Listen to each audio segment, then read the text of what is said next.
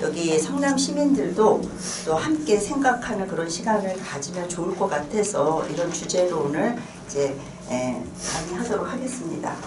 거의 다 중요한 내용들은 제가 PPT 자료로 다 제가 안경을 써봤기 왜냐면 안 갖고 오면 이따가 뭐 하나 얘기할 게 있어갖고 그럼 여기 보면서 말씀드리겠습니다. 여기 목차인데요. 선생님들 지금 나눠드린 거에는 목차가 따로 없을 겁니다. 제가 PPT 만들면서 했는데 조금 여러 가지 내용들을 했어요. 이제 앞에는 성남이라는 곳이 과거에는 어떤 곳이었는데 어떤 이미지로 지금 탈바꿈하고 있는지 그런 부분에 대해서 얘기했고, 오늘 제가 얘기하는 게 문화유산에 대해서 얘기하잖아요. 그러면 문화유산이라는 것을 뭘 의미를 알아야 될 거 아니에요. 그리고 문화재, 문화유산 하면 우리가 떠오르는 게 문화재인데 문화재가 이게 종류가 7단계로 구분을 합니다. 그래서 그 어떻게 분류하는지도 알아두시면은 뭐 또 도움이 될 것 같아서 했고요. 그 다음에 이제 여기서 그 지정된 문화유산들이 있는데 크게 3개로 나눠져 있어요.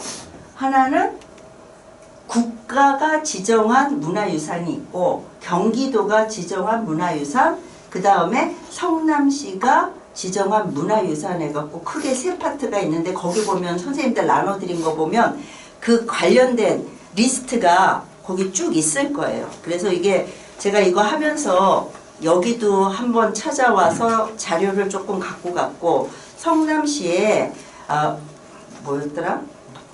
문화예술과였나? 뭐 하여튼 무슨 과가 이 관련된 과가 있는데 거기 담당자 분한테 좀 필요한 자료들 좀 보내달라고 해서 또 그래도 그분이 잘 보내주셨어요.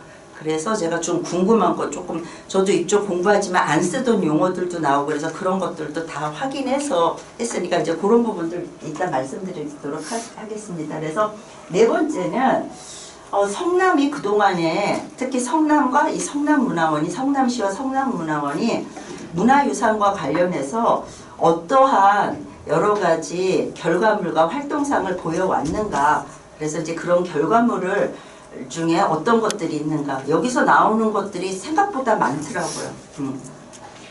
그래서 이제 맨 마지막은 거의 이제 결어 부분에 해당하는 건데, 지금 그 역사 문화유산을 바라보는 시각이 점점 달라지고 있어요. 뭐냐면 그냥 문화 그 원형에 대한 탐구, 연구할만 끝이는 것이 아니라 그런 것들을 시민들하고 같이 모하면서 공감하면서 그런 것들을 다양하게 컨텐츠화 해갖고 뭔가 많은 사람들의 알림으로써 그 어떤 시에 대한 브랜드를 높이고 더 나아가서는 국가 브랜드를 높이는 이런 쪽으로 포커스가 맞춰지고 있거든요. 그 뭐 캐데몬인가 뭐 좀 그 있잖아요. 예, 그런 식으로. 그래서 그런 부분에 또 성남시 그리고 성남문화원도 그런 요즘에 최근에 그런 어떤 분위기에 어느 정도 그래도 발을 맞춰가야 되지 않을까 싶은 그런 생각에서 제안하는 이제 그런 내용을 했습니다. 제가 보기에는 내용 중에도 일단 나오겠지만 문화 원형에 대한 연구 이런 데는 타 문화원과 비교했을 때 훨씬 더 내용도 다양하고 많아요. 그런데 아까 뒤에서 말했던 거 요즘 분위기와 맞춰가는 이런 부분에 있어서는 제가 느끼는 시각이기도 하겠지만은 약간 올드한 그런 부분들이 있어서 그런 부분들이 이제 조금씩 바뀌어가야 되지 않을까, 그런 내용들을 중심으로 해서 다루었습니다. 그러면 다음 거 보도록 할까요? 먼저 성남이 과거의 성남은 어땠고 오늘날의 성남은 어떻게 변화가 됐는지 그거에 대해서 조금 살펴보도록 하겠습니다. 그래서 특히 성남의 근대기를 보면 19세기 말에서 20세기 초는 어떤 이미지가 강했냐면 여기가 의외로 일제 침략에 대항하는 의병운동이 굉장히 활발하게 일어났던 곳이에요. 옛날에는. 그런데 이제 나중에 이제 우리가 해방이 되고 난 다음에 이렇게 이제 쭉 보면 어떻게 해서 오늘날과 같은 성남시가 탄생하게 됐는가 이제 그런 그 연원을 쭉 보면은요. 처음에는 광주군 직할의 성남 출장소가 설치가 됐고 그것이 나중에는 이제 그 모란 개척단이라는 게 형성이 되게 돼요. 일종의 시민 운동이죠. 그래서 지역 발전을 위해서 이 모란 개척단이 지금 예를 들어서 모란시장이 있는 데 있잖아요. 그쪽 부분 개발하고 할 때 그래서 여기서 이제 선생님들이 조금 주목해야 되는 게 이 성남시가 항일 의병 운동도 굉장히 활발히 전개됐던 곳이지만 이때는 시민운동이라는 게 뭐 새마을운동과 같은 시민운동 이런 게 본격화되지 않았음에도 불구하고 이렇게 시민 스스로가 자발적으로 이 지역의 발전을 위해서 모란 개척단을 형성을 해서 활동을 했던 그런 모습들을 볼 수 있거든요. 그래서 여기가 그런 부분에서 조금 앞서 나간 그런 측면도 있다는 거 아실 수 있고요. 그 다음에 아까 광주군 직할이었는데 71년에는 광주군이 아니라 경기도 관할 성남 출장소로 바뀌게 됐는데 이때 광주 대단지 사건이 일어나게 됩니다. 광주 대단지 사건이라는 건 뭐냐면 여기 바로 인접한데 광주가 있잖아요. 네. 지금은 다 이렇게 분리되어 있지만은 이때 크게 대단지 개발을 하는데 여기에 사람들의 의식주라든지 그 다음에 일자리 창출이라든지 이런 것들이 제대로 고려하지 않은 상태에서 이제 이 대단지를 개발한다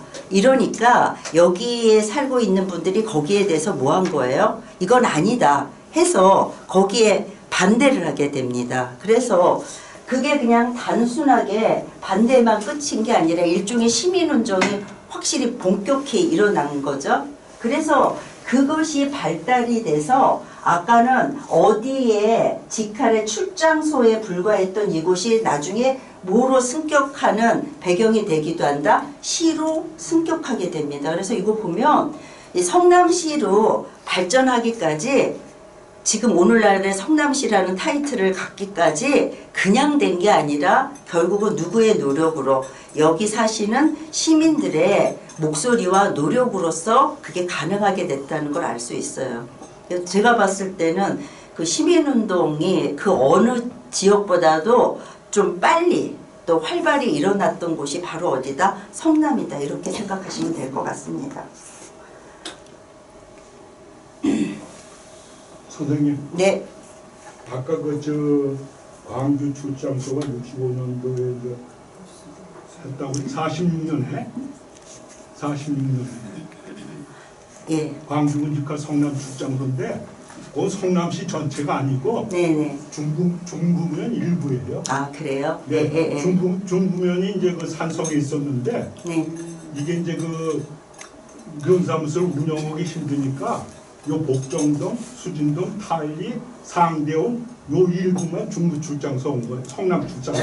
근데 지금 이 성남이라는 개념이요 옛날의 성남과 지금의 성남이 달라요. 아니, 글쎄요. 그러니까 확장이 됐죠 오늘날. 그러니까 이 전체 성남 출장소가 네. 중부면 일부에 대한 그 출장소지 전체 출장소가 아니다. 예. 그걸 예. 그리고 지금 말씀하셨으니까 제가 드리는 건데 제가 강의가 다 끝나고 난 다음에 얘기를 해주셨으면 좋겠어요. 네. 안 그러면 제가 중간에 이게 자꾸 이렇게 스톱이 돼갖고 안 되니까 이렇게 지금 바로 잡아야 되거나 저한테 질의를 하실 부분이 있으면 일단 강의가 끝나고 난 다음에 시간을 드릴 테니까 그때 얘기해 주시면 더 좋을 것 같습니다. 예, 그래서 이제 제가 지금 얘기하는 것은 이러이러한 과정을 거쳐서 점차 이제 시로서의 모습을 갖추게 됐다라는 거를 말씀드리려고 지금 그런 겁니다. 예.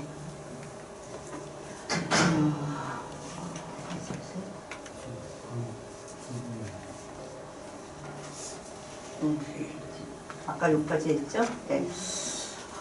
그러고 난 다음에 이제 80년도에 들어서는 분당 신도시 건설 계획이 발표가 됐고, 이거는 이제 분당구 백현동을 중심으로 해서 또 2000년대로 21세기로 넘어가면서는 이 최첨단의 과학기술단지인 테크노밸리가 조성되기도 합니다. 이게 바로 지금의 무슨 역 부분이에요? 판교역 부분이라고 보시면 되죠.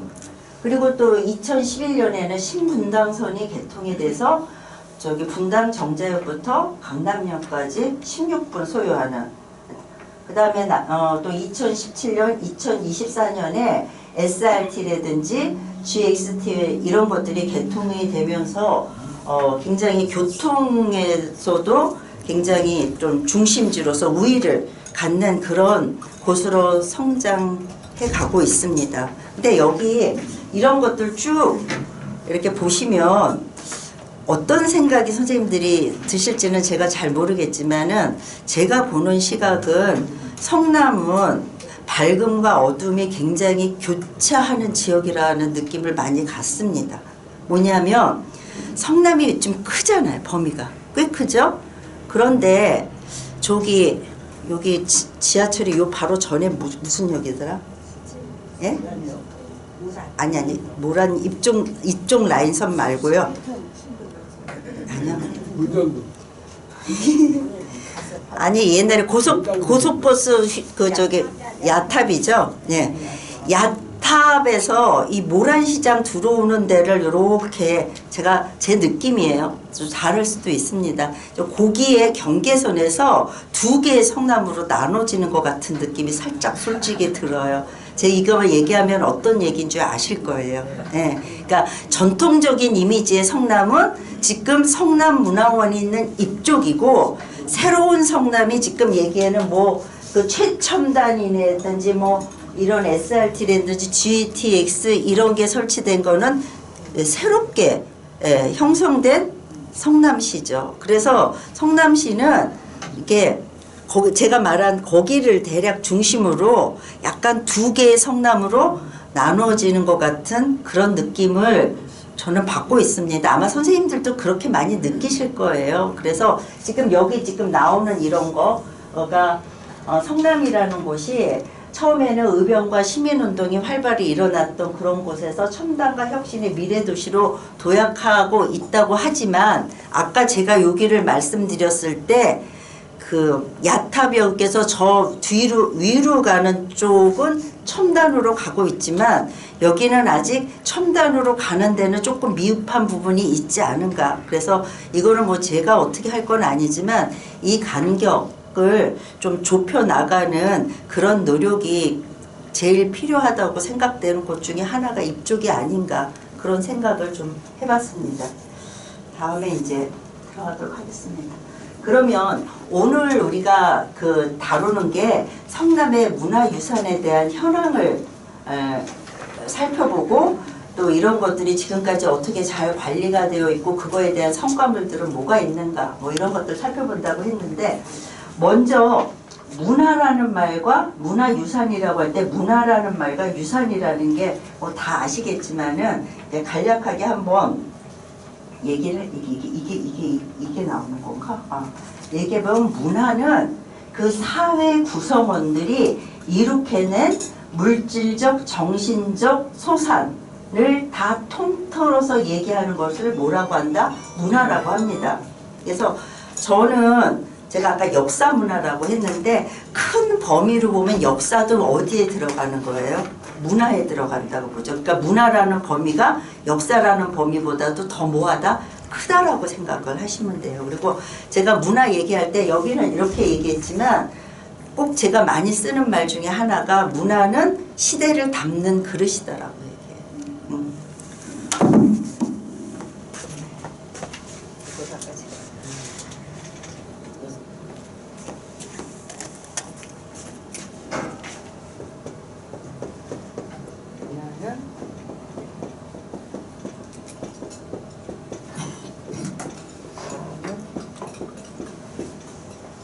결국은 문화는 뭘 반영할 수밖에 없다는 거예요.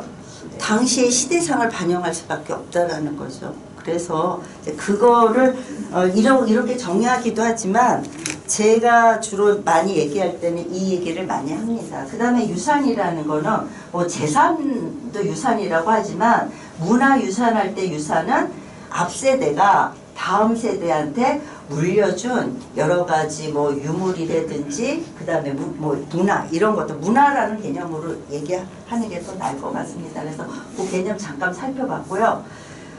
그다음에 이제 문화유산, 문화재, 문화유산에 대한 건 아까 조금 얘기했으니까 그거는 좀 넘어가도록 하고요. 그럼 문화재라는 건 뭐냐면 문화활동에 의해서 창조된 가치가 높은 사물을 뭐라고 한다? 문화재라고 합니다. 그래서 문화재는 몇 가지로 나눈다? 많이 들어보셨을 거예요. 문화재 보호법에 의해서 뭐냐면은 유형의 문화재, 유형, 무형으로 나눕니다. 그거는 이제 아실 거예요. 그 다음에 민속 문화재, 그 지역의 뭐 독특한 민속 문화재. 그 다음에 천연기념물에는 천연기념물, 사적, 명승 이렇게 나누는데 이 천연기념물, 사적, 명승지를 뭐라고 합쳐서 다 뭐에 집어넣기도 한다. 기념물 안에 뭐가 들어간다? 천연기념물과 그 다음에 사적과 명성지가 들어가기도 합니다. 그래서 요렇게 분류를 해요. 그래서 크게 보면은 유형문화재, 무형문화재. 아까 기념물에 뭐뭐 세 개가 들어간다고 말씀드렸어요. 천연기념물, 사적, 명승지니까. 그래서 민속자료 여기까지를 해서 이제 주로 이렇게 분류하고 있습니다. 그래서 이거는 좀 기본적으로 알으시면 좋을 것 같아서 정리를 한 거고요. 그래서 유형의 유형 문화재라고 하면은 이렇게 딱 봤을 때 뭐예요? 우리 눈으로 가시적으로 보이는 거고, 무형이라는 거는 뭐예요? 예를 들어서 음악을 한다, 그 다음에 뭐 무용을 한다, 제사를 지낸다 이러는 거는 눈으로는 보지만 그게 고스란히 남아있는 게 아니라 그 한시적으로만 보여지는 거잖아요. 그래서 뭐 이런 것들, 그 다음에 기념물, 아까도 했지만 천연기념물, 그 다음에 명승 사적과 같은 것, 그 다음에 민속문화재라고 하는데 그 지역에 뭐 어떤 특정한 특별한 이런 모습들을 보여주는 이런 걸로 크게 나눌 수 있습니다. 그래서 이거는 뭐냐, 상식적인 것이고요. 그래서 아까도 얘기했지만은 사적, 명승, 천연기념물 세 개를 합쳐서 기념물이라고 한다 그랬죠. 네. 그래서 국보, 보물, 다시 뭐는 유형문화재는 뭘로 나눠요? 국보, 보물, 그 다음에 그래서 이제 그 중요한 무형문화재, 아까 음악 뭐 무용 뭐 이런 어떤 기술, 공예 기술 이런 거고, 그 다음에 민속문화재는 그 지역의 어떤 특징을 보여주는 의식주라든지 뭐 민속이라든지 뭐 여러 가지 민속놀이라든지 뭐 이런 것들, 그 다음에 그 지역의 어떤 독특한 어떤 특징을 갖고 있는 마을이라든지 이런 것들이 뭐에 포함이 된다? 민속문화재에 포함된다, 이렇게 보시면 될 것 같습니다. 그럼 이제부터는 이제 전반적인 얘기를 말씀드렸고요. 지금부터는 뭐에 대해서 할 거냐면 성남만 갖고 얘기하도록 하겠습니다. 먼저 성남은 몇 가지로 지정되어 있다? 국가 지정 문화유산이 있고, 그 다음에 경기도 지정 문화유산, 그 다음에 성남시 지정 문화유산에서 크게 몇 가지로 나눈다? 세 가지로 나눕니다. 그래서 국가 지정 문화유산인 경우에 지금 그 총 합쳐서 몇 개예요? 48개인데 대부분 거기 이제 선생님들 그 제가 리스트 드린 거 있죠? 그거를 쭉 훑어 리스트를 보고 요 밑에 거는 말은 정리한 거예요. 국보호구, 보물은 그거를 소유한 사람은 국가 또는 개인입니다. 그렇지만 관리자는 특히 성남의 경우는 대부분 누가 하고 있다? 관리는 한국학중앙연구원이 하고 있습니다. 국보 같은 경우에요. 그 다음에 국가 지정 문화유산 중에 여기 보면은 이제 등록 문화유산이라고 있죠. 예. 중 성남시가 관리할 수 있는 대상은 뭐밖에 없냐면은 성남 천림상 봉화유적밖에는 없습니다. 그러니까는 여기 성남시에 많은 여러 가지 뭐 국가 지정이 됐던 경기도 뭐 성남시 지정이 됐던 간에 성남시가 직접적으로 소유하고 관리할 수 있는 거는 생각보다 뭐하다? 많지 않다는 것을 알 수 있습니다. 국가나 개인이 갖고 있고 관리자도 여기가 아니라 어디인 경우가 중요성이 크다고 되는 거는 한국학중앙연구원이 주로 하고 있습니다. 그래서 사실은 성남시나 이런 곳에서 실질적으로 그거를 체계적으로 관리하기에는 여러 가지 한계점이 있다는 거죠. 아마 다른 데도 그런 것들은 이제 비슷한 양상들을 보일 거라고 생각을 합니다. 근데 제가 이거를 이거구나. 그다음에 요거 하고 난 다음에 뭐를 좀 구분해서 말씀드릴게요. 그다음에 다음은 경기도 지정문화유산을 보면 전체가 26개인데 그 중에서 유형문화유산 중에서 특히 그 불교 미술과 관련된 것은 주로 어디가 소유자고 관리자겠어요? 그거를 갖고 있는 그 유물을 갖고 있는 사찰인데 불교 미술인데도 불구하고 성남시가 소유자이면서 관리자인 게 딱 2개가 있어요. 성남 법륜사명, 신중도, 복장물, 그 다음에 감로도, 그 다음에 기념물 중에서는 순회역, 가옥. 그래서 여기서도 보면 26점 중에 실제로 성남시가 소유하고 관리할 수 있는 거는 실질적으로 할 수 있는 거는 몇 점밖에 안 된다? 3점밖에 안 돼.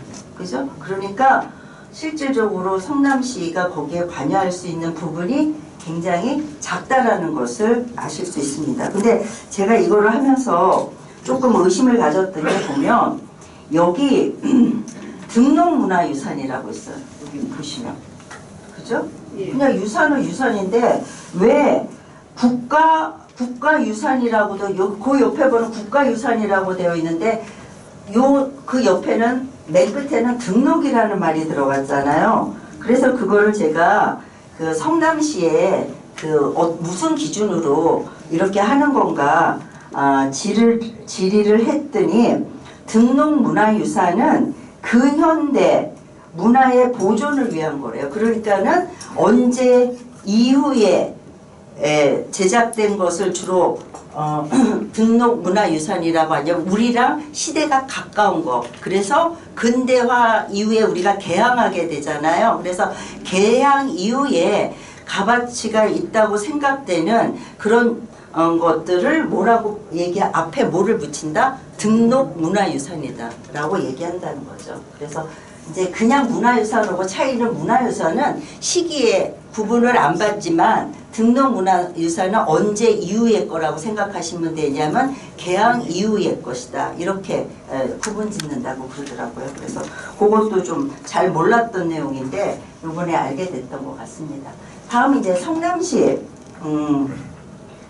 지정 문화재 보도록 하겠습니다.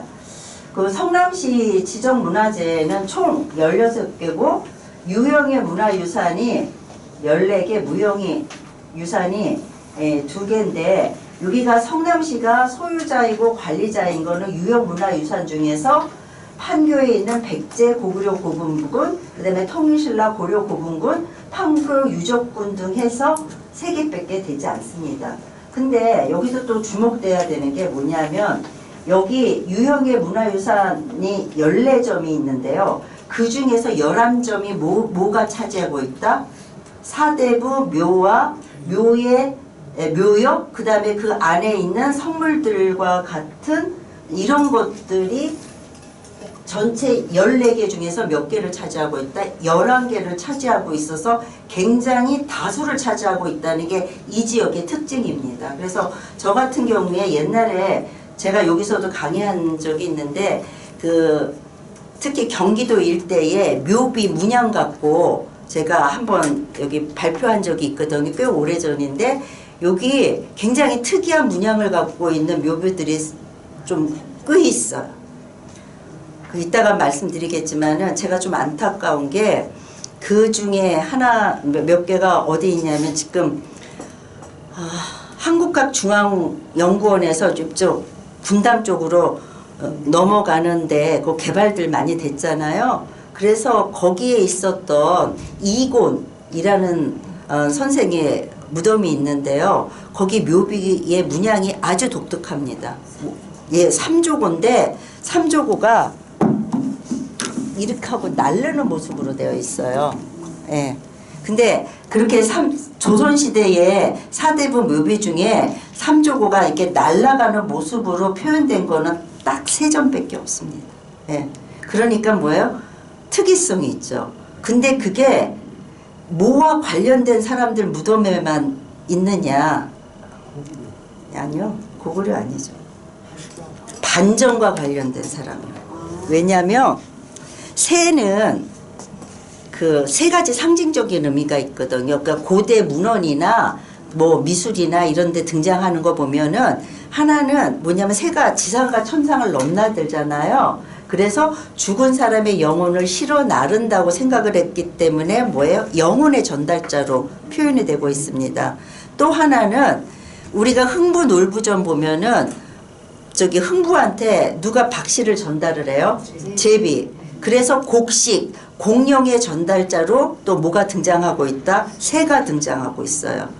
그 다음에 세 번째는 뭐냐면 그 삼국 사기의 열전편에 보면은 궁예와 관련된 내용이 있거든요. 근데 거길 보면 어떤 얘기가 나오냐면 이 궁예가 세달사라는 사찰에 승려로 있을 때 밭에 일하려고 바리떼라고 아시죠? 이렇게 소쿠리 같은 거 바리떼를 들고 나가는데 까마귀가 바리떼에다가 상아 조각을 떨어뜨려주고 날아가 버렸다. 그랬는데 그거를 보니까 상아 조각에 임금왕자가 새겨져 있다. 그래서 그거를 보고 내심 흐뭇해했다라는 관련된 기사가 있어요. 뭐의 전달자예요? 천명의 전달자입니다. 네. 근데 이 지금 있는 그 저기 제가 세 군데 있다 그랬잖아요. 근데 그거와 또 하나는 그 박원종의 아들인 박운의 무덤에도 날아가는 새로 돼 있거든요. 이 다 무엇과 관련된 사람이에요? 반정. 무슨 반정? 준종방정과 관련돼 있어요. 그러면 제가 독특해요. 다른 데는 없어요. 그러면 천명이 어디에서 어디로 옮겨간 거예요?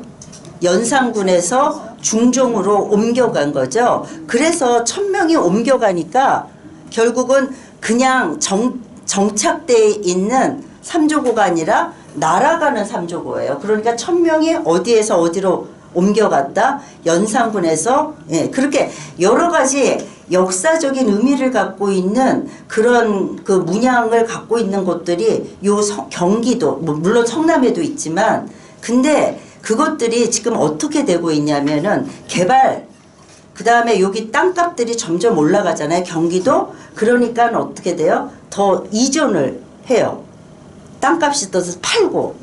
그리고 지금 아까 얘기했던 그 이고은이라는 분 아까 여기 쪽에 그 한국과학중앙연구원 내려가면 그쪽에 있는데 거기 개발이 돼갖고 완전히 그냥 어둠침침한 아주 기운이 나쁜 공간으로 바뀌어버렸어요. 아파트 고층 아파트들이 있으니까 그 안에 햇빛 하나도 안 드는 그런 곳이 돼버렸거든요. 그리고 그 얘기를 들으니까 이제 특히 문중들이 그 묘역이 있는 데들이 땅값이 오르고 이러니까는요. 그거 갖고 뭐가 일어나냐면 소송이 일어나갖고 문중의 대표로 있거나 그거 관리하시는 분들이 문중 일을 못하고 소송 다니기가 급급하다고 얘기하고 있어요. 그러니까 전혀 뭐가 안 되고 있는 거예요. 관리가 안 되고 있죠. 그런데 이런 그 묘역이 11군데가 있는데 이게 소유주하고 관리자가 뭘로 지정이 돼 있다?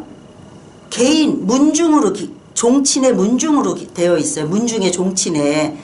그래서 이제 뭐 여기서도 아까 저기 글 중에도 있지만 물론 소유자하고 관리자가 문중의 종친회로 되어 있다고 하더라도 특히 성남은 이게 차지하는 게 너무 많잖아요. 14개 중에 11개나 차지를 하고 있기 때문에 이런 경우는 오히려 성남시가 그 중요성에 따라서 일정 부분 관리를 해야 되지 않는가 그런 생각을 특히 많이 할 수밖에 없거든요. 상황이 다른데 혹은 많이 달라요. 지정문화재 16점 중에 무형 2개 빼고 14개 중에 11개면 뭐 거의 한 7, 80%가 그것이 차지하고 있잖아요. 그래서 여기는 그런 특수성이 있기 때문에 시에서 관리자하고 소유자가 개인 또는 뭐 문중으로 되어 있어도 그런 부분은 관리를 해야 되지 않는가. 그리고 제가 이제 그거를 연구해서 하는 말씀이 아니라 왕릉은 중요성이 인정이 돼서 국가가 관리하고 있어요. 그러니까 별로 걱정 안 해도 돼요. 그런데 사대부 무덤은 그게 그 문중이나 개인 걸로 인식이 됐기 때문에 그것이 그 이전을 하면서 어떤 것들은 소실되거나 없어지는 경우들도 있어요. 그러면 앞으로 뭐예요? 연구를 하고 싶어도 연구할 수 없는 자료가 되는 경우들이 많기 때문에 특히 시에서 이런 부분들은 뭐가 필요하다? 지속적인 관심과 관리가 필요하다는 것을 좀 꼭 말씀드리고 싶습니다. 그러니까 지금은 상황에 대해서 쭉 얘기를 했는데 여기 보면 또 하나가 제가 또 궁금증을 갖고 그 질문을 한 게 뭐가 있냐면은요. 거기 제가 그냥 유형으로만 나눴지만 선생님들 그 표를 보시면은요. 성남시의 지정문화유산은 그 묘비가 뭐로 된 경우도 있고 뭐로 된 경우도 있냐면 기념물에 들어가 있는 경우도 있고 민속유산 자료에 들어가 있는 것도 있습니다. 한번 찾아보세요. 맨 뒤에 있어요. 저기 표가 나와 있는데 표 중에서 맨 뒤에 거를 보시면 맨 뒷장 보시면 뭐냐면 묘나 묘비인데 어떤 곳은 기념물에 들어가고 있고 어떤 곳은 문화유산 자료에 들어가 있습니다. 확인하셨어요? 예, 그렇죠. 그래서 기준이 뭐냐? 그래서 질의를 했어요, 제가. 그랬더니 기념물이 뭐보다 문화유산 자료보다 더 가치와 특징이 탁월한 것을 뭐에다 지정한다? 그러니까 기념물로. 그러니까 뭐가 더 우위에 있다라는 거예요. 기념물이 더 우위에 있다 이렇게 얘기를 하더라고요. 그래서 언뜻 보셨을 때 선생님들도 이게 무슨 차이가 있어서 이렇게 나눈 거지 하고 좀 의심이 가실 수 있어요. 저도 크게 문화재를 아까 이렇게 이제 뭐 무형, 유형해서 이렇게 여러 가지 7개 단계로 나눈다는 걸 알고 있었지만은 뭐 등록이 앞에 들어가는 경우 그 다음에 같은 거라도 기념물이나 문화유산 자료로 이렇게 구분을 했을 때 어떤 차이점이 있는가는 요번에 이제 이거 정리하면서 질의를 통해서 저도 확인을 한 거거든요. 그러니까는 보시면 이제 왜 그렇게 되어 있는지 조금 이해가 되실 겁니다. 그래서 요거는 선생님들이 전문가는 아니지만 그래도 이게 표를 보시면 왜 그런지 좀 알아두실 필요가 있을 것 같아서 했고요. 그 다음에 성남시 지정문화유산 가운데는 원래 거기 표에 보면은 17개 같아. 맨 끝이 17로 되어 있을 거예요. 번호가. 그죠? 근데 여기 몇 개라고 돼 있어요? 16개라고 돼 있어요. 왜 그러냐면 유형의 문화유산 중에 제2호였던 둔집, 2집의 묘용이 해제가 됐어요. 아마 이전이나 뭐 이런 걸 통해서 해제가 됐기 때문에 하나가 줄어들었다 이렇게 보시면 돼요. 기념물로 상승돼서 다 상승이 된 거예요 이거는? 제가 그거까지는 이게 요렇게만 돼 있었어요. 해제됐다. 강서문화재였다가 경기도 문화재로 올라가 승격이에요. 근데 이제 여기 자료집에는 승격됐다는 얘기는 없고 해제됐다는 얘기만 있어요. 제가 혼자서 지어낸 게 아니라 여기서 나오는 성남 내고장 성남 있고 성남문화하고 두 가지가 정기간행물이 있어요. 연 1회씩 나오는. 이제 거기 그러면 이거는 승격됐다는 말도 전에 분명히 책 속에 들어있었는데 이게 아니 제가 본 거에는 없었어요. 그러면 이따가 제가 이쪽에 다시 한번 그거는 얘기를 할게요. 그러면 이런 경우에는 승격됐다는 거 반드시 왜 하나가 빠졌는지를 얘기를 해줘야죠. 그게 빠져 있던데요. 제가 뭐 어디 가서 제 맘대로 지어서 쓴 게 아니니까 자료를 보고 쓴 거니까. 저는 여기 문화원 책 속에 다 들어있었어요. 근데 표에는 없었어요. 표에는 그냥 해제됐다는 것만 있었지 그거가 이렇게 해서 승격됐다는 얘기는 없었거든요. 그러니까 뭐는 고치고 그러니까 뭐에는 포함을 시켜서 얘기를 했지만 어떤 거에 빠졌는데 저는 빠진 자료를 본 것이 되겠죠. 제가 여기 살지 않고 여기 관련된 일을 하지 않으니까 그런 부분은 세세하게 제가 좀 잘 모르는 부분도 있을 겁니다. 그래서 지금까지 이렇게 쭉 살펴본 거를 갖고 좀 정리를 해본다 그러면 여기 국가지정, 경기도지정, 또 성남시 지정문화유산이 있는데 실질적으로 성남시가 이거가 소유자이면서 관리자인 경우는 생각보다 그렇게 많지 않다는 걸 알 수 있었고요. 그 다음에 성남시에서 좀 주목되는 것은 특히 경기도 지정, 성남시 지정문화유산에서 뭐가 많은 다수를 차지하고 있다. 사대부의 묘와 묘역, 그 다음에 묘비와 같은 성물이 대다수를 차지하고 있는 게 이 지역의 문화유산의 특징이다. 이렇게 얘기할 수 있을 것 같습니다. 그리고 아까도 얘기했지만 소유자와 관리자가 묘와 묘역의 그 관리자가 거기에 관계되는 문중의 종친회이기는 하지만 그것이 지니고 있는 역사적, 문화적 가치에 따라서 시가 그렇다고 방관하는 게 아니라 좀 지속적이고 체계적인 관리가 필요하다라는 생각을 저는 조금 이번에 이거 정리하면서 해본 것 같습니다. 그러면 지금 이제 상황을 봤고 그러면 성남시하고 특히 또 성남문화원이 지금 문화유산과 관련해서 어떠한 활동상들 또 어떠한 결과물들을 지금까지 해왔는가 그 부분을 조금 살펴보도록 하겠습니다. 여기서 나오는 결과물을 아까 제가 두 개가 있다 그랬죠. 내고장 성남호고 그 다음에 성남문화 연구인가 뭐 이 두 개가 있는데 거기서 정리된 거를 기준으로 했어요. 그래서 이게 크게 7가지로 나누어서 볼 수 있어요. 아까 성남문화연구 내고장 성남은 1년에 한 번씩 정기적으로 나오고 있습니다. 그 다음에 단행본 같은 경우에는 1998년부터 1919년까지 하고 난 다음에 그 이후부터는 이제 연속되지 않고 거기에서 그냥 멈췄어요. 그 다음에 학술회의를 개최하고 그 학술회의에서 발표한 논문을 논문집으로 발간하는 그런 일은 1996년부터 작년까지 총 29회가 개최가 됐으니까 그래도 이거는 지금 꾸준하게 해오고 있다 이렇게 보실 수 있고 학술 토론회 및 발표 논문집은 1999년부터 2025년까지 이 학술회의 개최는 거의 매년 이루어지는데 이거는 비정기적으로 이루어져서 총 14회가 진행이 됐습니다. 그리고 학술 세미나 및 강연은 1999년부터 2008년까지 비정기적으로 총 7회가 진행되다가 2009년부터는 이제 개최되지 않고 있습니다. 그래서 지금 계속되고 있는 것과 또 중간에 단행본 같은 경우에도 중간에 끊기게 됐고 학술 세미나 및 강연도 중간에 끊기고 더 이상 지금은 계속되지 않는 것들도 있는 것을 볼 수가 있습니다. 그래서 이거 이제 표로 정리를 한 거고요. 그러면 요거 7개인데 7개의 각각의 중요한 특징들만 한번 살펴보도록 하겠습니다.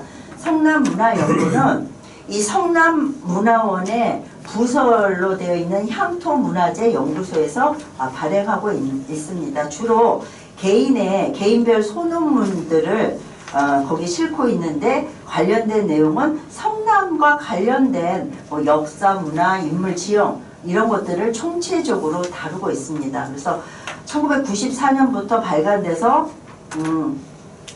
발간되었고 그전에는 좀 들쑥날쑥했어요. 한 해에 2권이 나오기도 하고 한 해 쉬고 나오기도 했는데 2000년부터는 매년 1년에 한 번씩 정기적으로 나오고 있고 올해 5월에 발표된 게 32호입니다. 그래서 지속적으로 발간되고 있죠. 그리고 부록에 그 성남문화원, 성남향토문화총서, 발행본도서 뭐 이런 것들의 목록과 함께 그 성남문화에서 주최됐던 아까 학술회의 이런 것들이 어떻게 쭉 진행이 됐는지 그것을 거기 이제 정리해 놓은 게 부록에 있습니다. 그러니까는 여기에 그동안의 활동상을 보려면 성남문화연구의 뒤에 부록편을 보시면은 그동안 뭘 해왔구나 이런 것들을 아마 보실 수 있죠. 다음에 이제 내고장 성남이라는 것도 정기 간행물로 나오고 있습니다. 아마 책자들 보신 적들 있을 거예요. 이거는 성남시에서 보조를 받아서 성남문화원에서 발행되고 있습니다. 2008년에 처음 발행되었고 2025년 5월까지 18제의 증보편을 발행하고 있습니다. 그래서 이 증보편을 발행한다는 게 무슨 의미인지 아세요?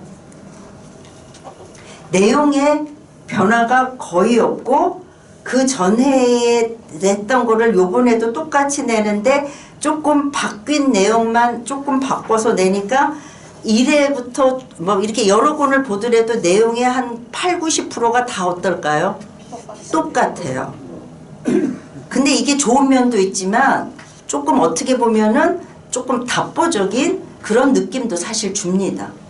그렇게 이렇게 똑같은 거면 매년 하는 것보다 이렇게 몇 년씩 묶어서 해도 괜찮지 않을까 하는 싶은 생각도 제가 들었어요. 제가 왜냐하면 이거 하면서 여러 권을 봤거든요. 그러니까 거의 대동소이하면서 약간의 바뀐 내용들만 있거든요. 그래서 조금 물론 이런 것들이 꾸준하게 나온다는 거는 굉장히 고무적이지만 보는 시각에 따라서는 조금 답보적인 그런 느낌도 줄 수 있다 이런 생각을 했습니다. 그리고 이제 매년 아까도 얘기했지만은 그 증보편으로서 발간이 되고 있지만 그래도 성남의 역사 문화를 탐구하는 데 있어서는 그래도 굉장히 중요한 그런 자료라고 볼 수 있죠. 그래서 이거를 만드는 이유가 거기 이제 보니까 시민들의 따뜻한 고향으로서 성남이 자리매김하고 시민들이 이 성남을 위해서 좀 더 사랑하고 문화도시로 가꾸는 데 도움을 주기 위해서 지속적으로 발행하고 있다라고 하는데 발행하고 있다라는 거는 긍정적이지만은 뭔가 조금의 방법이나 행태를 조금 변화시킬 필요는 있지 않을까 그런 생각을 좀 제가 보면서 했어요. 그래서 지금 사실은 제가 처음에 이거 강의 시작했을 때부터 지금 제가 그래도 고무적으로 생각하는 게 아까도 얘기했지만 여기 와서 제가 성남에 살지도 않는 사람이 뭘 갖고 이래라 저래라 하는 건 어떻게 보면 예의가 아닌데 아닌 거를 알고 좀 부담스럽기도 했어요. 처음에는 그래도 한번 정리를 해보자 했는데 그래도 지금 이 성남에 대해서 잘 아시고 이런 일들이 진행되는 것과 직간접적으로 연계되신 분들이 좀 몇 분이 여기 앉아 계셔서 이런 내용들이 그냥 제가 오늘 하루 여기 발표하는 걸로 끝나는 게 아니라 이런 것들이 수용이 돼서 조금 더 발전적인 방향으로서 조금 변화될 수 있는 부분이 있다면 제 오늘 강의는 의미가 있는 거고 그런 게 아무것도 없다 그러면 사실은 제가 약간 헛노력한 부분도 좀 있는 거죠. 그러니까는 이런 관계되신 분들은 잘 오늘 거 들어보시고 아 이거는 필요하다고 생각되는 부분들 조금만 바뀌면 좋겠다고 생각되는 부분은 성남시가 됐던 성남문화원이 됐던 좀 건의를 하셔서 뭔가에 조금 더 실질적으로 좀 좋은 쪽으로 변화가 있으면은 더 좋을 것 같습니다. 다음 거 보도록 할게요. 지금 이제 여기 활동상들을 쭉 보고 있습니다. 여기 그 내고장 성남은 성남의 역사, 그 다음에 성남의 마을 유래, 성남의 문화유산과 인물, 성남의 어제와 오늘 이렇게 돼 있는데 아까도 얘기했지만 그런 게 매년 나오고 있다는 거예요. 조금씩만 바뀌고. 그 다음에 부록에 제가 봤을 때 이 부록이 오히려 좀 괜찮은 것 같아요. 성남에 가볼 곳이 어디가 있는가, 또 새로운 교통지와 개통예정지는 어딘가, 여기 문화유산, 또 성남에서 타 지역으로 이전한 문화유산 목록이 있습니다.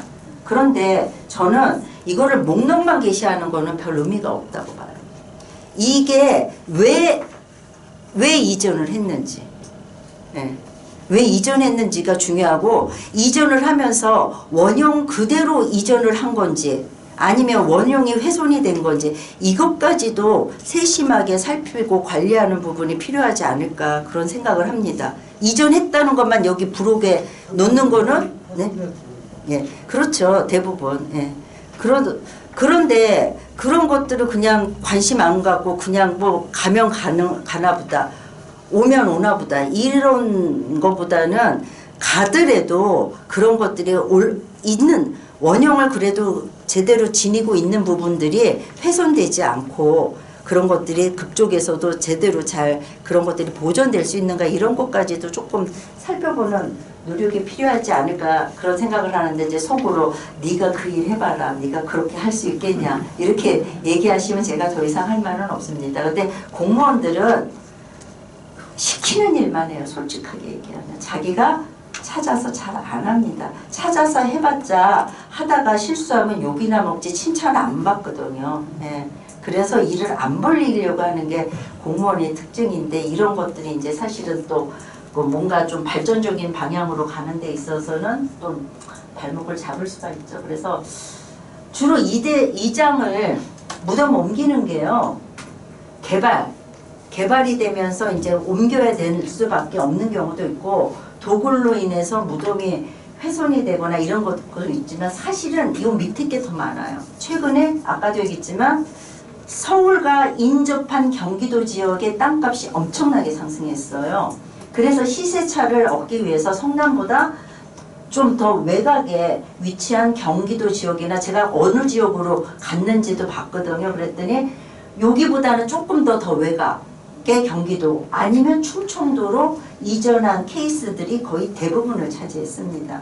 이제 그러면은 그만큼의 시세를 또 문중에서 그거를 뭔가 자산화할 수 있으니까 뭐 그런 부분도 있겠죠. 근데 아무래도 이전하다 보면은 원형 그대로를 그대로 유지하기는 사실상 어렵죠. 예. 그다음에 성남 향토 문화 청서가 발행이 됐는데요. 이것도 보면은 제한적으로 발행이 돼서 2001년부터 2009년까지 총 9회 발행되고 지금은 발행되지 않습니다. 그리고 책을 이렇게 좀 목차를 보니까 첫 해에 발행한 총서만 이 성남의 마을신앙과 가정신앙, 가정에서 이렇게 뭐 예를 들어서 부뚜막에다가 이렇게 물 한 잔 물 떠놓고 이게 조항신 뭐 이런 것들이 가정신앙이거든요. 요거를 다루고 그 이후부터 나머지 8권은 각 성남의 마을에 대한 고찰 이런 것들을 주로 다루고 있습니다. 근데 왜 요것까지만 하고 끝났는지 그거는 이유는 잘 모르겠지만은 연속성을 갖지 못하고 중간에 끊겨졌다라는 거. 그 다음에 발행된 도서인데 발행처는 어디로 되어 있냐면 성남문화원으로 되어 있는데 이것도 2019년까지 발간되고 난 다음에 지금은 하고 있지 않습니다. 그래서 총 29권이 발행이 됐어요. 근데 거기 정리된 내용을 보면은요. 발행처보다는 뭐만 명시된 경우가 많다. 발행인 또는 편집인, 지은이만 명시가 됐지 발행처가 명시가 안 된 경우들이 많습니다. 그래서 제 생각은 성남시가 지원했다 그러면 발행처도 아마도 관기관이 될 텐데 같이 명시하는 게 더 좋지 않았을까 그런 생각을 했습니다. 그래서 이 단행본, 그러니까 발간된 단행본들은 대부분 어떤 내용들을 담고 있냐면 성남의 어제와 오늘을 살펴볼 수 있는 그런 내용, 그 다음에 성남시의 소재에 있는 마을들에 대한 그런 내용들을 주로 담고 있습니다. 그 리스트는 제가 보고서 일일이 다 쳐서 선생님들 나눠드린 데 있어요. 그러니까 어떤 것들이 됐나는 그거 보시면은 살펴보실 수 있습니다. 그 다음에 학술회의 개최되고 그거 발표 논문집으로 한 거 작년까지 총 29회 열렸어요. 그러니까 이거는 계속 지속성을 갖고 열린 거죠. 그래서 주제는 그 벌써 성남문화원이 여기 만들어진 지가 한 40년이 넘었죠 이제는. 예. 그래서 그동안의 성과, 그 다음에 여기 뭐 사업을 한 것이 어떻게 교육적으로 활용이 됐는가 뭐 이런 것들, 그 다음에 연구 성과 분석, 뭐 역사적인 정체성, 이 지역의 역사인물 추모 사업 이런 것들이 주된 학술회의의 주된 내용으로서 주로 다루어졌던 것을 알 수가 있습니다. 그 다음에 여기 뭐 학술 토론회 및 발표 논문집 있죠. 여기도 성남문화원과 성남문화원 부설 향토문화연구소가 주축이 됐는데 1999년부터 2024년까지 총 14회 이루어져서 올해는 지금 아직 나왔는지 안 나왔는지 책자에는 5월에 발간된 책자이기 때문에 그걸로는 제가 정확하게 모르지만 일단 그렇게 나와 있고 논문집도 같이 되어 있습니다. 그리고 아까도 얘기했지만 여기 경기도 지정, 그 다음에 성남시 지정 문화유산은 아까 그 묘고 묘역, 그다음에 거기에 선물 이런 것들이 많이 포함이 되어 있다 그랬는데, 그래서 그런지 그런 거 관련된 내용들도 제법 다뤄지고 있습니다.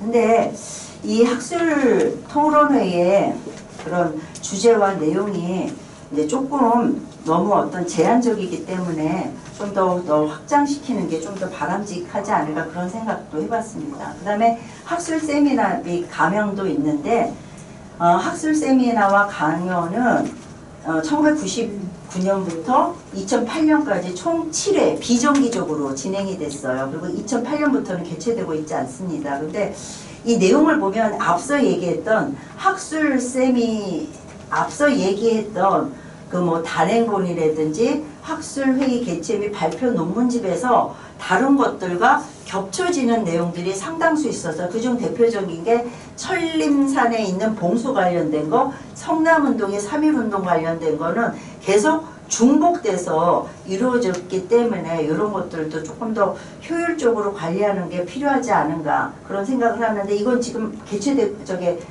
만들어지고 있지 않죠. 벌써 2008년이면 안 만들어진 지 꽤 많이 됐는데 왜 이게 중간에 그만뒀을까? 이건 제가 이쪽에 물어보진 않았어요. 근데 보면 그 비정기적이라고 하더라도 뭐 2, 3년에 한 번 이런 것도 아니고, 어떤 애는 한 번에 뭐 2번을 열린 적이 있고, 개최 간격도 너무 길고 해서 일관성이 없고, 아까 얘기한 것 같이 이미 뭐 다른 그런 학술회의 개최나 뭐 이런 데서 단행본에서 겹쳐진 내용 이런 것들이 많기 때문에 여러 가지 문제점들이 좀 있어서 2008년 이후에는 개최가 되지 않은 것이 아닌가, 저는 그렇게 바라보고 있습니다. 네, 그래서 지금까지는 성남 여러 가지 문화유산, 국가 지정 문화유산, 그 다음에 뭐죠? 경기도 지정 문화유산, 그 다음에 성남시 지정 문화유산이 어떤 것들이 주로 있는가에 대해서 말씀드렸고, 그 다음에 이런 것과 관련된 문화유산과 관련된 성남시의 활동들을 여기서 펼쳐낸 여러 가지 책자들, 그 다음에 또 여러 가지 학술 세미나 뭐 이런 내용들을 통해서 쭉 살펴봤습니다. 그래서 지금은 사실은 요 5번째가 가장 핵심적인 얘기라고 할 수가 있어요. 그래서 문화유산을 바라보는 지자체는 제가 줄인 겁니다. 지방자치단체를 요즘 지자체라고 줄여서 얘기하죠. 최근에 동향이 어떤가, 그걸 살펴보고, 성남시도 그 지자체의 하나잖아요. 그리고 성남문화원은 지자체 산하의 기관이기 때문에 그래도 이런 움직임들을 제대로 알고 이런 부분에 조금 같이 발빠르게 발을 맞춰 보조를 맞춰 나가는 그런 작업들이 필요하지 않을까 해서 요즘에 최근의 추세에 대해서 조금 간단하게 설명을 드렸습니다. 최근에 이르러서는요, 지자체들이 역사 문화유산을 좀 더 적극적으로 발굴 수집을 해서 그런 것들을 그냥 두는 게 아니라요, 그거를 뭐예요? 스토리텔링을 해서 그걸 콘텐츠로 제작을 해서 그거를 갖고 뭐 공연물을 만든다든가 여러 가지 아니면은 마을의 축제를 뭐 구상을 한다든가 이렇게 다양화시키면서 그 지역의 브랜드를 구축하고 그 지역의 정체성을 확립하는 데 있어서 그런 것과 연결시키려고 적극적으로 노력하고 있는 게 최근의 추세입니다. 제가 여기는 이제 어디라고 얘기해도 되는데, 제가 이제 거기서도 강의를 하고 거기를 이제 오랫동안 거기랑도 관계를 했지만 이거 좀 굉장히 잘하고 있는 데가 있어요. 성북문화원입니다. 너무 잘해서 다른 데서 와서 공부하러 와요. 예, 성북문화원. 예. 왜냐하면 근데 이게 잘 되려면은요 그냥 잘 되는 게 아니에요. 그래서 그거는 좀 이따가 얘기할게요.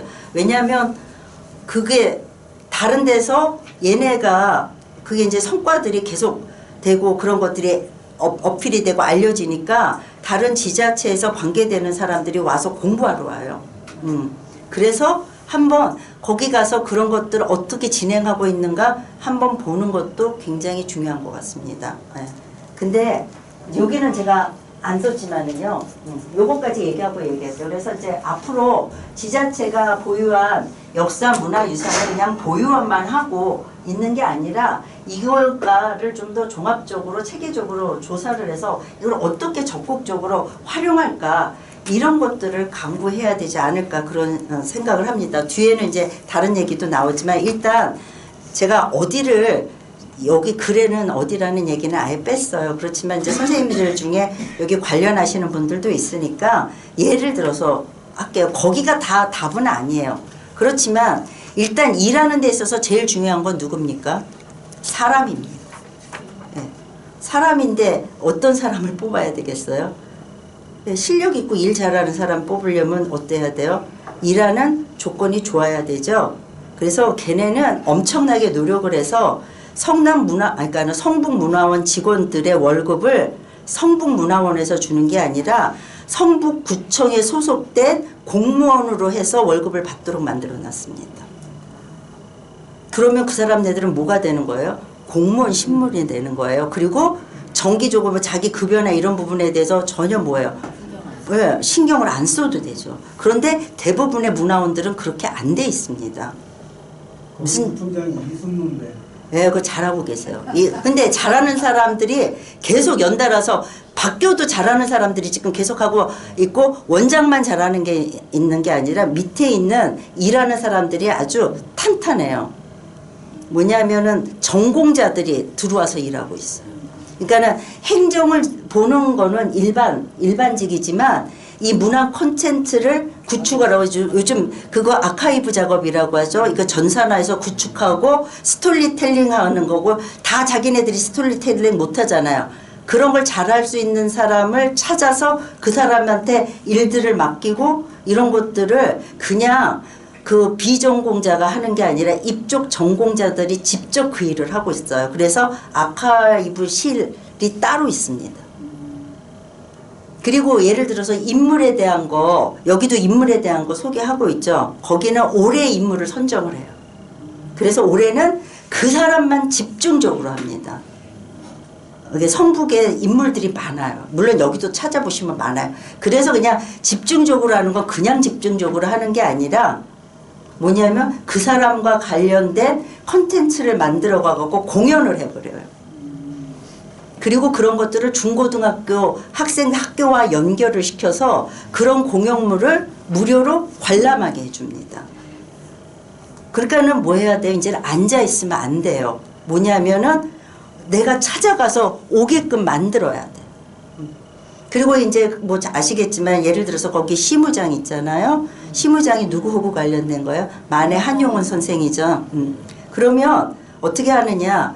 1년에 한 번씩 그분 시제를 지냅니다. 제사 지내는 날 그 컨텐츠를 갖고서 만든 뮤지컬을 바로 시무장을 배경으로 해서 공연을 합니다. 그리고 거기 온 사람들한테 음식을 해서 나눠주고 그러니까 뭐야 지역 주민들하고 그런 하나의 매개를 통해서 서로 뭐 하는 거예요? 소통하는 겁니다.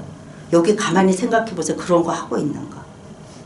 그러니까 뭐냐면 그냥 사람들이 그냥 있는 게 아니라 뭐예요? 찾아오게끔 만드는 거예요. 아름아름. 그러니까 그리고 찾아와서 뭐예요? 같이 즐겁게 시제 끝나고 나면은 얘기도 하고 같이 뭐예요? 먹기도 하면서 함께하는 시간들을 갖고 있죠. 그리고 또 저런 것도 하더라고요. 그 이육사 선생도 성북동하고 관계가 되거든요. 그러면 이육사 선생 후손이 따님이 막내딸이 지금 살아 계세요. 그러면 예를 들어서 우리가 답사를 간다. 안동에 육사 기념관이 있어요. 미술관이. 같은 육사 이육사 무슨 기념관이 있어요. 그러면 그 자손들이 같이 와요. 답사를. 그래서 같이 어우러져 갖고 뭐 거기 가면 영상물도 있는데 그 자손들이 같이 와서 같이 얘기를 하고 그다음에 또 지난번에는 그 손주가 반유 내고 와서 우리 할아버지 이렇게 여기까지 와서 와주셔서 감사하다고 하면서 우리한테 그 안동 거기서 만든 지역주를 뭐 나눠서 같이 먹고 뭐예요? 함께 호흡하는 거예요. 그러니까는 지금은 제가 뭐예요? 예를 말씀드린 거지 일부분. 그렇게 앞으로 해야 된다는 거예요. 그러니까 지역 주민들이 그냥 문화유산을 그냥 바라만 보는 게 아니라 같이 뭐 할 수 있게끔 함께 체험하고 느낄 수 있는 그런 여러 가지 기회를 뭐 해야 된다? 많이 만들어야 된다는 거죠. 네. 그래서 제가 거기를 제가 관여를 안 하고 저는 거기서 한 10년 넘게 지금 강의하고 있거든요. 거기는 이제 매주 하는 강의예요. 한국 문화 이런 거 하는데 그런 것들을 거기서 보고 있으니까 거기도 새로운 사람들이 왔어요. 공부 제대로 된 사람들이. 그러니까 사무국장이 딱 바뀌고 난 다음에 그런 사람들이 주축이 돼서 일을 하고 사실은 원장이 다 하는 게 아니죠. 그렇죠? 그러니까 세상이 그렇게 지금 가고 있는데 여기만 제가 아까 최첨단이라고 했지만 말로만 최첨단인 거는 의미가 없죠. 그래서 제가 조금 안타까운 생각도 들고 제가 여기서 또 강의를 꽤 많이 해왔잖아요. 그래서 여기도 뭐 해야 된다? 변해야 된다. 뭐냐면 그냥 죽어있는 문화유산이 아니라 살아 움직이는 문화유산, 그 다음에 시민들과 함께 할 수 있는 문화유산으로 만들어가는 노력이 필요하다는 거를 그걸 얘기하고 싶어서 오늘 이거를 강의 내용으로 한 거거든요. 제가 지금 예들을 말씀드렸어요. 여기도 찾아보면은요 있어요. 어디든 없는 데는 없어요. 근데 그거를 어떻게 만들어서 운영하느냐에 따라서 달라지는 거죠. 그게 그냥 박제된 유물로 남아 있을 것인지 아니면 살아 숨쉬는 그러한 문화재가 될 것인지 그거는 어떻게 하느냐에 따라 달라질 수 있다는 얘기입니다. 그래서 아까 얘기했듯이 그 아카이브 구축이라는 말이 있는데 아카이브 구축이라는 건 뭐냐면 소장품 자료들을 디지털해서 그걸 관리하고 손쉽게 검색할 수 있도록 그거를 이제 데이터화 하는 건데 이렇게 되면 사람들이 쉽게 뭐예요? 성북의 역사 문화에 대해서 어떻게 할 수 있어요? 다른 지역 사람들도 그 성북동 사람들 아니더라도 다른 지역 사람들도 쉽게 뭐 할 수 있도록 접근할 수 있도록 그런 노력들을 하고 있고 매년 관련된 결과물들을 내고 있습니다. 그러니까 똑같은 결과물을 뭐예요? 반복해서 조금만 고쳐서 내는 게 아니라 매년 그 성과물들을 다시 또 해서 만들어내고 있습니다. 그래서 제가 주변에 보는 데 중에서 제일 지금 잘 되고 있는 케이스 중에 하나니까 제가 제가 거기를 홍보하려고 말씀드리는 게 아니라 여기도 그렇게 해야지 앞으로 되지 않을까 싶은 생각에서 말씀드리는 거예요. 그래서 아까도 얘기했지만 그런 걸 통해서는 결국은 뭐예요? 쉽게 작게는 뭐 성북문화원 아니면 성남문화원의 위상을 제고하지만 더 크게 보면은 뭐예요? 성남시 그 다음에 거기는 성북구의 이미지를 뭐 하는 거예요? 훨씬 더 제고시키래. 여기는 역시 달라. 뭔가 관리하는 것도 다르고 운영하는 것도 달라. 이런 생각들을 사람들이 뭐 할 수 있게끔 가질 수 있게 한다는 거죠. 그래서 이제 앞으로는 이제 역사 문화 유산이 그냥 있는 게 아니라 우리한테 생동감 있게 느껴지는 그런 걸로 만들어내는 게 필요한 시점이다. 결론은 이제 그런 얘기입니다. 그래서 이제 그동안에 이게 접근 성남의 문화유산에 대한 접근 방법을 보면은요, 정말 이거는 여기가 더 잘해요. 저 성북문화보다 역사 문화유산에 대한 원형 탐구. 네, 그거에 대한 뭐 여러 가지 세미나라든지 아니면 개인별 논문이라든지 이런 것들을 뭐예요? 지속적으로 이렇게 책자에 다 담아서 하는 거는 성북문화원은 이런 부분은 여기보다 뭐예요? 뒤떨어져요. 제가 보기에는. 근데 이제는 여기에 뭐 하면 안 된다. 여기에만 머물러서는 안 된다는 거죠. 이거 다 잘해왔지만 이거에 그 지속적인 것도 같이 가지면 또 다른 부분도 생각해야 되지 않을까. 그래서 이제 앞으로 그렇지만 아까도 얘기했지만 뭐 아카이브 구축을 한다든지 그걸 통해서 이 역사문화유산에 대해서 종합적 체계적인 활용 방안을 강구한다든지 이런 거는 제가 보기에는 조금 미흡한 면이 있지 않은가 그런 생각이 듭니다. 그래서 아까도 얘기했지만 일단 제일 중요한 건 사람이에요. 뭐 아시는 분도 있고 모르시는 분도 있겠지만 지금 여기 성남문화원에 역사 전공자인 분이 한 분이 계셨는데 저기 정년 퇴임을 하셨고 그리고 2달 만에 돌아가셨어요. 근데 지금 공석이에요. 일할 사람이 없어요.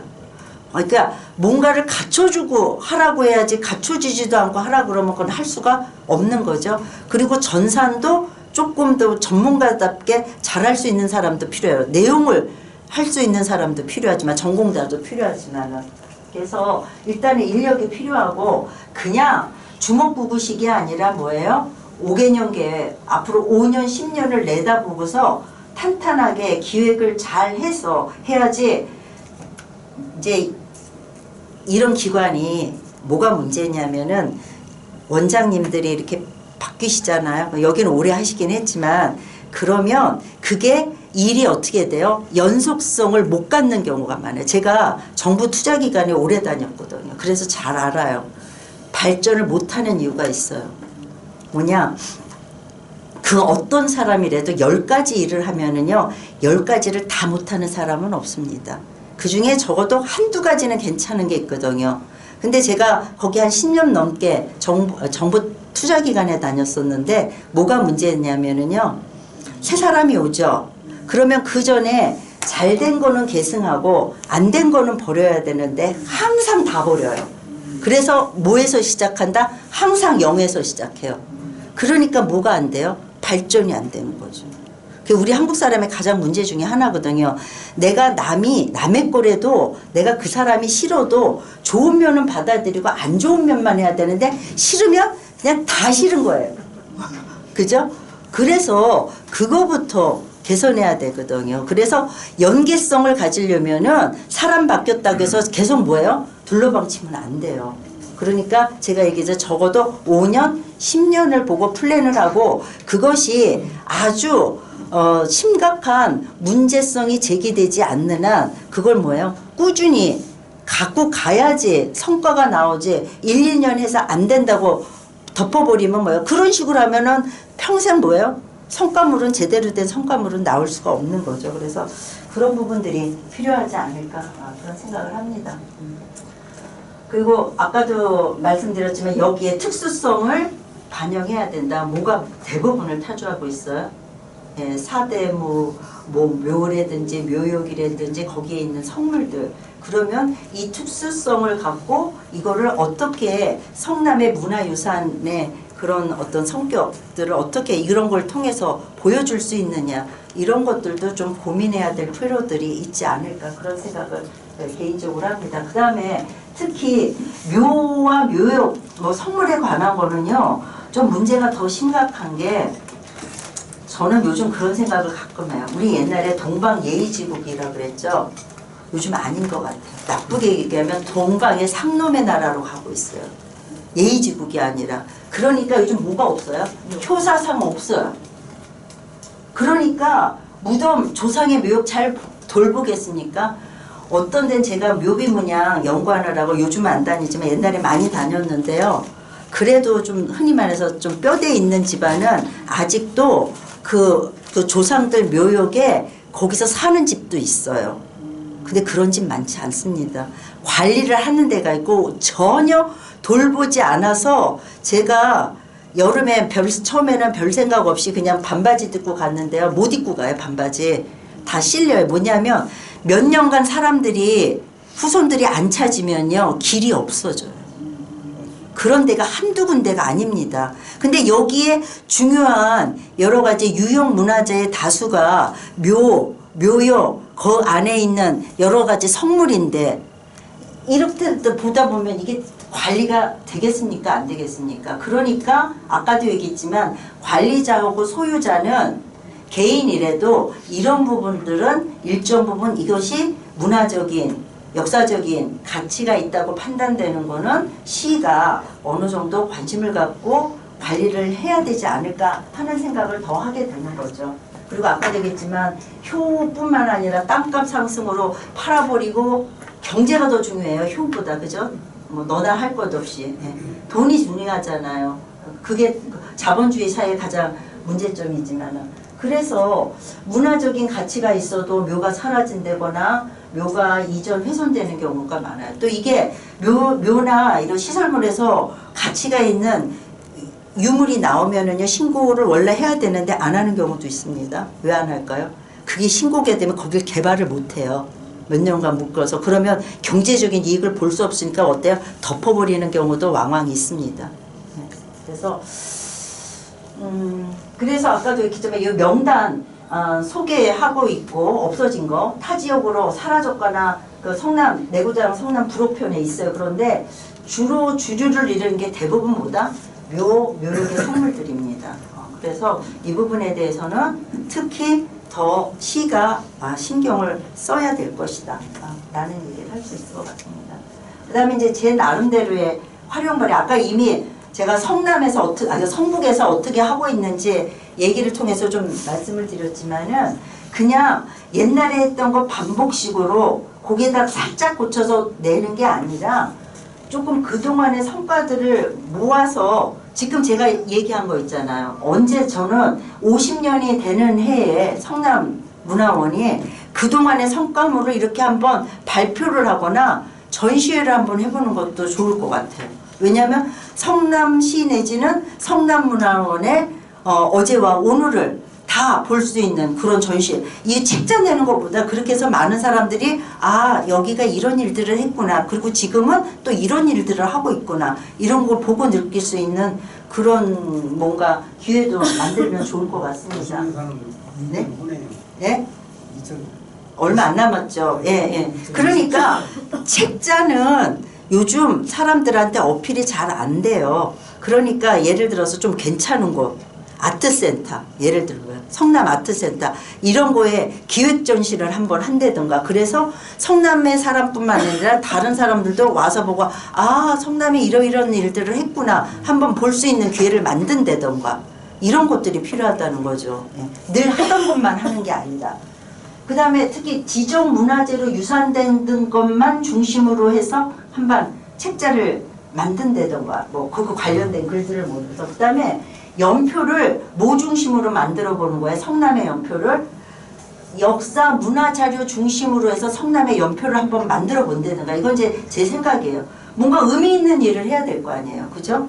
뭐 이렇게 만든다. 만약에 연표 만든다. 그러면 그동안의 성과 모음 발표해야 한다. 그러면 이렇게 만든 연표도 거기 뭐 할 수 있어요? 거기 같이 전시할 수 있는 거죠. 그래서 저는 이제 할 수 있는 것들을 한번 생각해 본 거예요. 그 다음에 성남시에 예를 들면 역사 문화 그런 지구를 조성을 해서 거기에 사람들이 뭔가 일종의 테마파크 비슷하게 그런 걸 만든데 아니면 여기에 가볼 만한 곳을 선정을 해서 문화관광 코스로 개발을 한다든지 아까 얘기했던 여러 내용들을 문화 콘텐츠에서 다양한 공연물을 한다든지 꼭 뮤지컬뿐만 아니라 공연은 다양하게 할 수 있죠. 그림으로 표현해낼 수도 있고 음악으로 표현해낼 수도 있고 그래서 이런 뭔가의 노력들이 있어야 되지 않을까 싶습니다. 왜냐하면 세상은 변하는데 안 변할 수 없잖아요. 그렇죠? 같이 그 변화에 따라가야죠. 그래서 그냥 제가 봤을 때는 앞으로 성남의 역사, 문화유산에 대한 접근 방법은 그 활용 방법을 너무 한정짓지 말고 그걸 좀 다양하고 그 외연을 좀 넓히는 시도가 필요할 거고 그 다음에 그거의 수혜 대상이 특정한 일부에 그치는 게 아니라 많은 사람들이 함께 할 수 있는 그런 것들을 담아내야 되지 않을까 그런 생각을 합니다. 그 다음에 아까도 얘기했지만 성남시의 브랜드 네임을 더 향상시키는데 지금 성남시 하면은 긍정적인 이미지도 떠오르지만은 아까 밝음과 어둠이 교차한다 그랬잖아요. 이제 그런 부분들을 더 뛰어넘는 좋은 어떤 브랜드 이미지를 만드는데도 조금 더 신경을 써야 되지 않을까. 그래서 이러한 새로운 이런 흐름에 성남시가 뒤처지는 입장이 아니라 오히려 선도적인 역할을 해나가는 게 이 성남시의 브랜드 이미지를 구축하는 데도 도움이 되지 않을까. 브랜드 이미지를 높이면 집값도 올라가겠죠.